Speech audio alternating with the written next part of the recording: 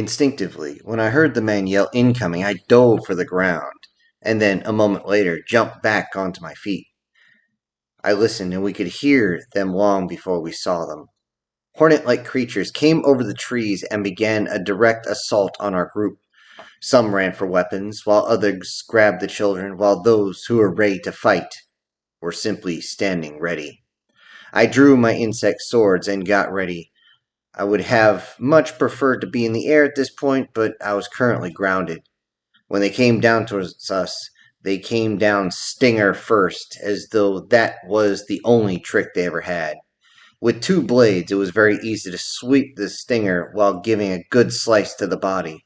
This worked, but with so many of them, we were worried. Shots began to ring out as the wasps tried to get close. The carapace made it difficult to land a devastating hit, but it did shock the hit out of them with every single impact. If their wings were damaged in any way, the wasp would immediately drop, but it wouldn't stop it from just crawling, coming our way, trying desperately to hurt us. As one tried to chase down the two girls I had just saved, I stabbed it in the abdomen with one insect blade, pulling down hard and opened up its intestinal tract. Even with all the damage, it barely even slowed down. It wasn't until I saw one stop moving by getting its head blown clean off that I knew that that had to be my primary target. After a crazy minute of fight was over, I would say I have some new armor, but being that they were flying insects, their shell was far, far thinner. Might as well just burn them, actually. Since we didn't have any losses on our side, it was decided that we would just stay inside and let the scavengers come and get some, which they did in less than an hour, which made everyone a bit nervous. We watched as the different types came in for the bug parts. Most of what we saw were the mantis type things, which we figured since bugs taste so unbelievably bad, I guess bugs eating bugs wasn't such a bad idea. It was something else to see how efficient they cleaned everything up and simply moved on. I would have kept watch close on night patrol to make sure they didn't come back any time soon. They moved on to other things rather quick. It seems like the slightest noise or a fight is enough to get them running.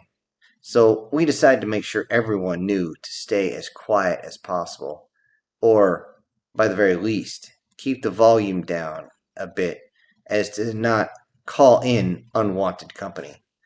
Due to this, we would be a week before we had any more excitement, during which time the two human girls were moved in with me and the Mollies. I was hoping that some time around other women and not being treated like property would break them of their brain wash and waxing. The Mollies seem to understand, but I know how women are when they start getting competitive, especially when they see I'm the only male in the household. The major bonus of this adjustment period was that the last of the Mollies is finally able to talk again. Her latest adjustment brought her voice back fully. It was a little difficult for her to use, but it is still nice to hear her voice. About a week or so after the entire bug fiasco, I was on night patrol again. I get it a lot since I go through long, long stretches where I don't sleep. The longest so far has been 8 days, well, 8.5 actually, if I didn't get extremely hungry. For now, I'm just enjoying the clear night sky as I slowly make my way in slow circles. Off in the distance, I see something. Something blinking in the night. That's odd. So I get some altitude so I can see what's going on without having to get too close. Far off in the distance, I can hear something rumbling, and I see the telltale lights of St. Elmo's fire off a few helicopters touching down. Even though they're a few miles away, I still want to check out what's going on. I call on the radio that the group insists that I carry at night to the internal night watch and let them know what's going on. He wishes me good luck, and I can see a red lens flashlight turn on inside as he begins to make his rounds. Silently through the night, I glide into the area in which they were dropped off. Before I get there, the helicopters have long since left, and I was trying to spot the movement through the canopy of trees.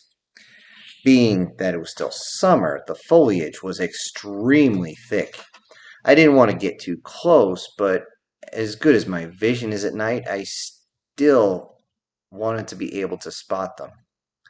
And I should. I circled for about 20 minutes with no success, at least until I saw a glimmer of light.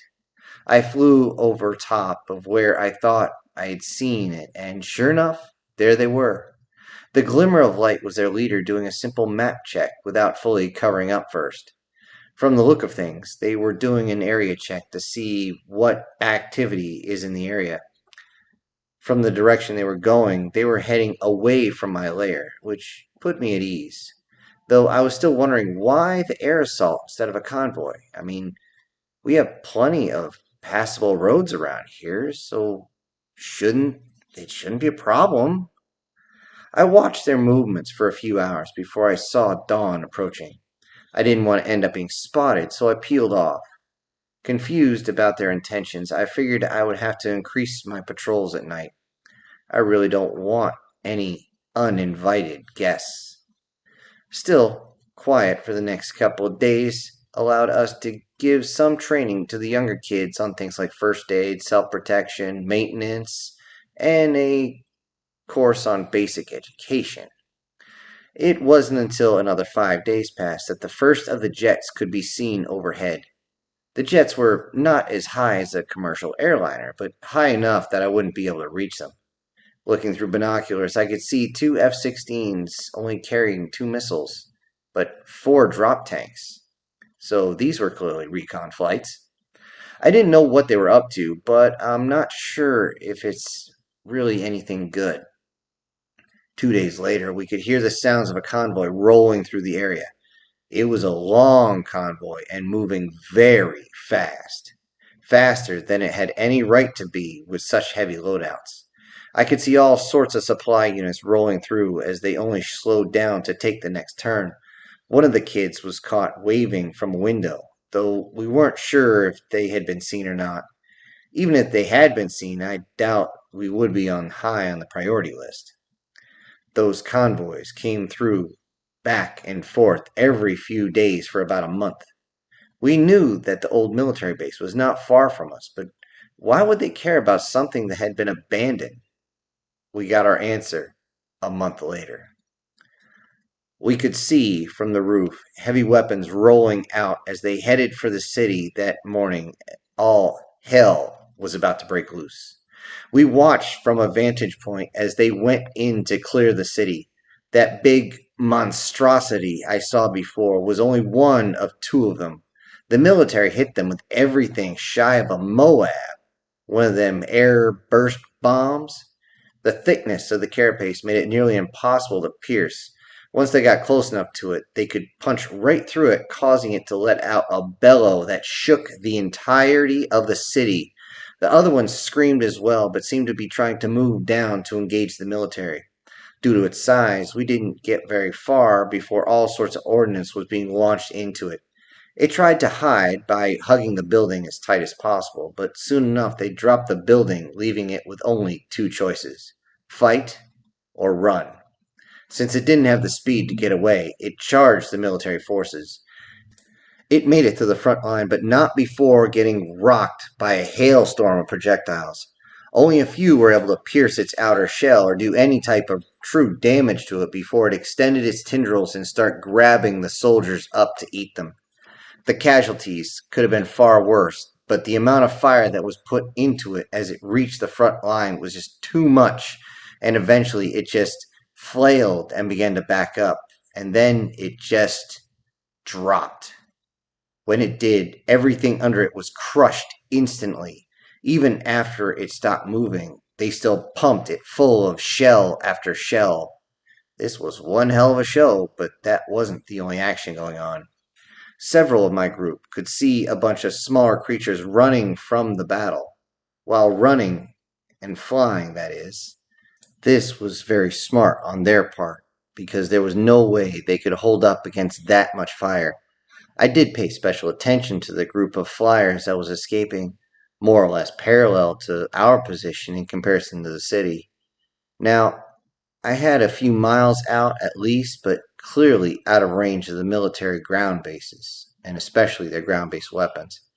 At first, I really wasn't going to get involved, but that was until one of the kids, I could hear him yell as he pointed up, "Mama, Mama, look, heli boppers."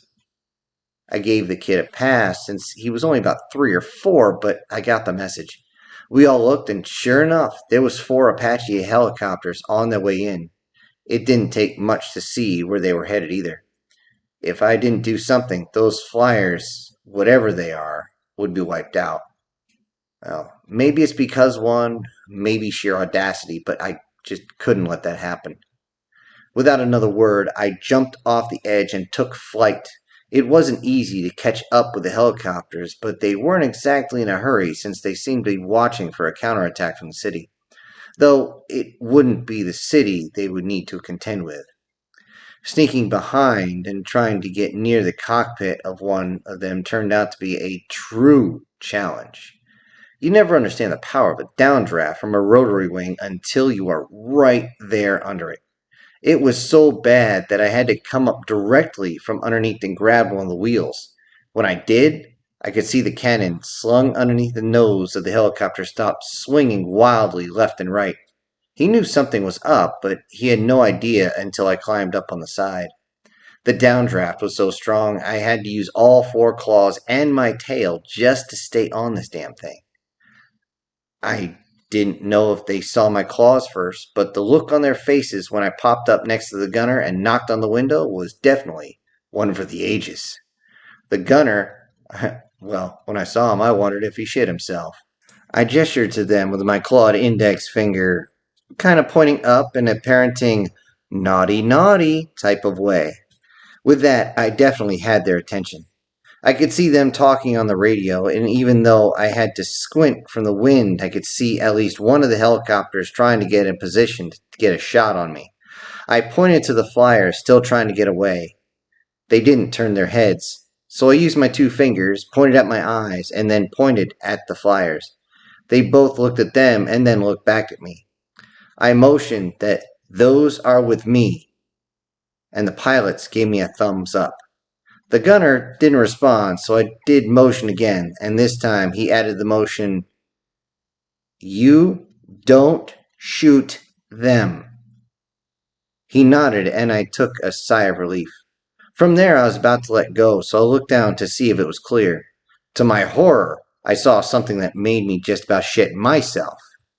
Below me was a near solid mass of different bug type creatures heading right to the rear of the military formation.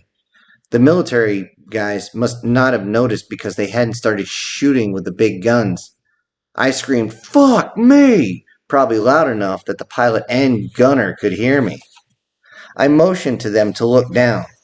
They didn't at first, at least until I punched the side glass next to the gunner, then pointed frantically down towards the ground. I saw the camera in front of him pan down, and then all the helicopters were suddenly not interested in me.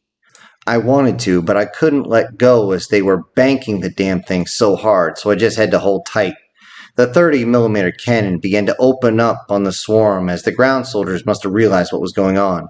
The tanks that were laying waste to everything with canister shells, basically giant shotgun shells, while the infantry went complete cyclic rate in an attempt to keep the bug advance back.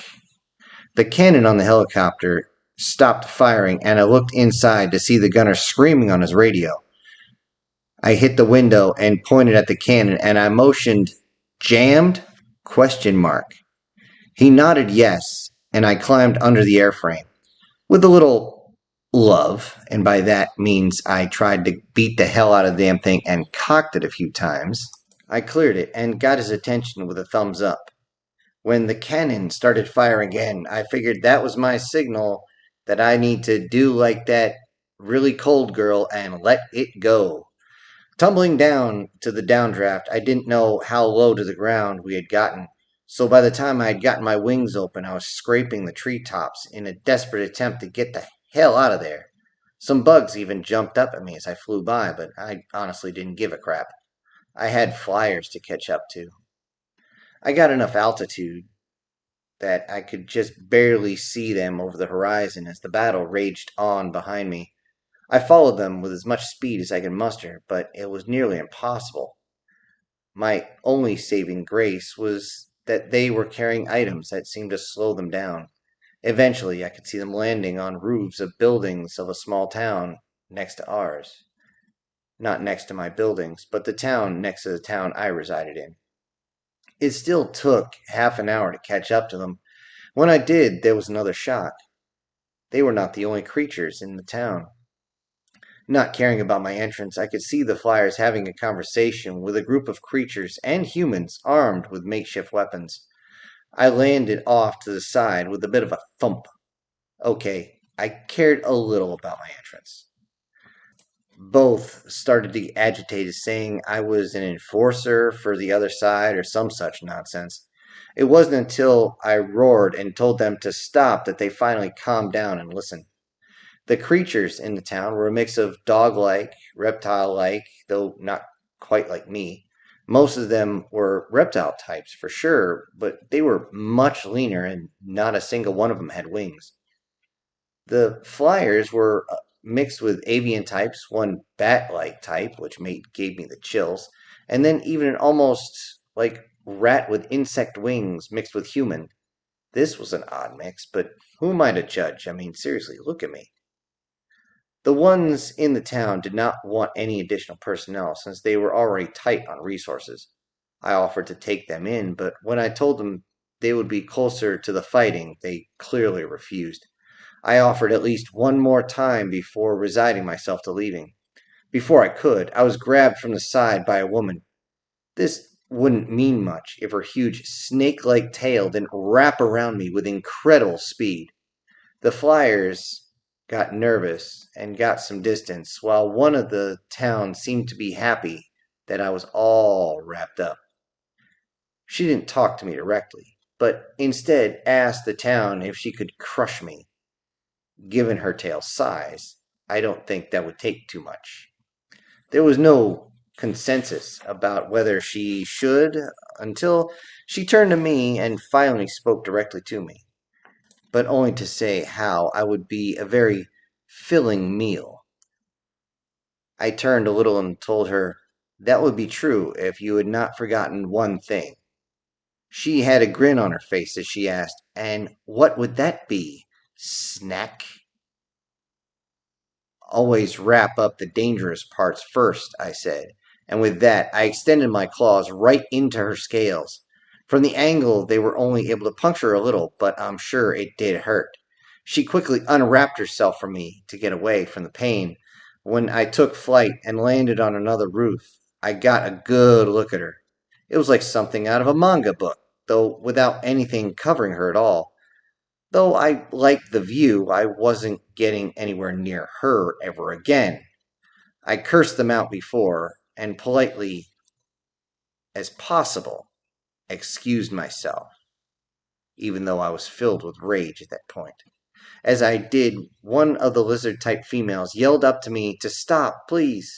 I hesitated for just a moment, but I was no longer in the mood to listen all that close. She used her powerful legs to jump up the 3 stories to the roof and walk over to me.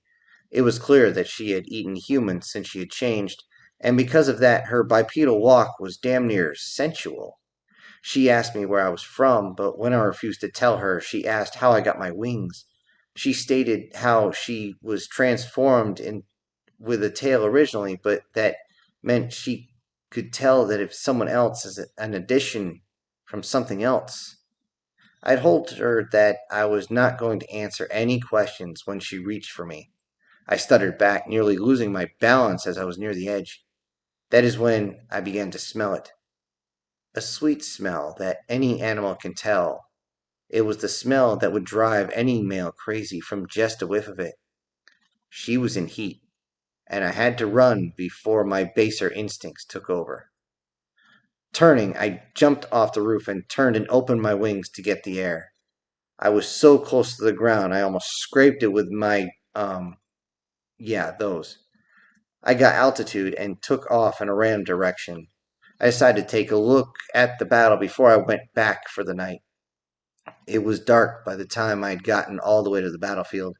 The humans must have won because I could see flashlights waving back and forth in the trees with the occasional burst of fire.